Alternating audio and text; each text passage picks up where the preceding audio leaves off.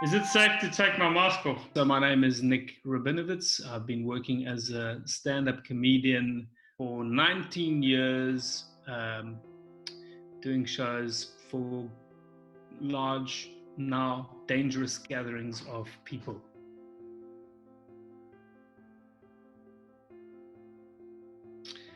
Well, initially, obviously all of my shows that were booked or potentially going to confirm were cancelled within a pretty short space of time. So there was that immediate shock of all future income being eviscerated.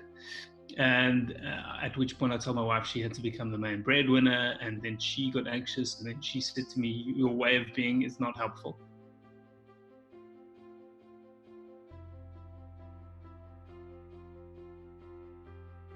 The biggest challenge I think has been to manage the way I'm being, because it's very easy to drop into I just can't cope.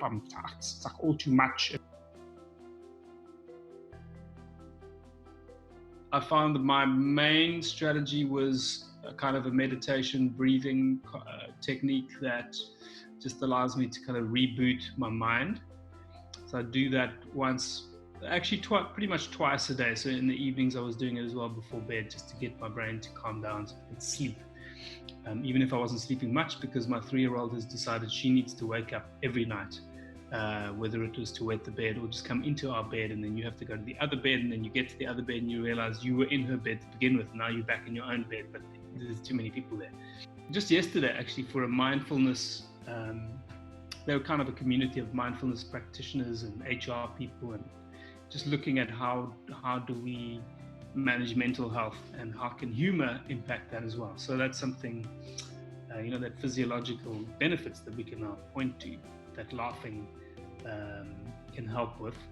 Well, obviously the most immediate change was no audience, no physical audience to perform to. So, but then we realized pretty quickly we've got an almost captive audience online who are desperate, yes, for content, but also for kind of a live, immediate connection. I actually took on a lot of sort of mostly unpaid work initially. I started doing a breakfast show in the mornings on Instagram Live, just kind of diving in, not knowing what I was doing.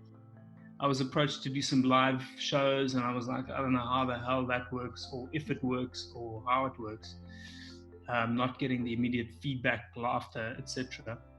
And then I just jumped in, and in fact, the first one we had, I don't know exactly how many people were watching, because you buy one stream per household, but probably in the region of 5,000 or 6,000 people watched it, which it kind of blew my mind, and from all over the world.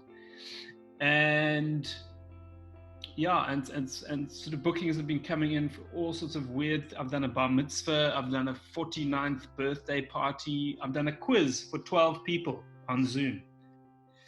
I'm doing corporate upliftment things. I did a session with the Vitality team, and I kind of learned things in the process.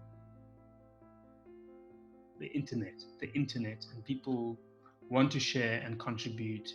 I think that's one of the biggest things I've gotten is collaboration, collaborating with other comedians, and I'm doing a podcast, so and so, and how can we assist each other.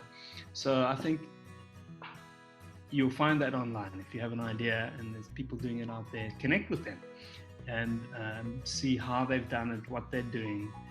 I think it's also about giving up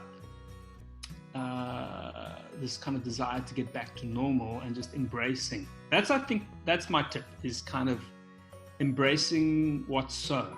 Even though what's so may be deeply uncomfortable and terrifying, it's kind of just like diving in. I dive into the pool out here every morning. It's freezing. That first second in there is like awful, but then it's kind of, you get out and you're exhilarated.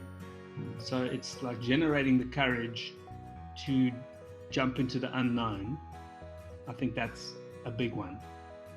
And I think developing a kind of profound relationship to the way things are, but more importantly, the way things are not, and being able to embrace that without getting upset or reactivated by the way things are. My kids often remind me that, Dad, are you inside of like, it's all too much again? Is that the conversation you're having with yourself? This is an 8-year-old. And I'm like, okay, I've got to let that go. And that, I think, takes having some kind of discipline, whether it's meditation or whatever it is, to let go every day and keep creating.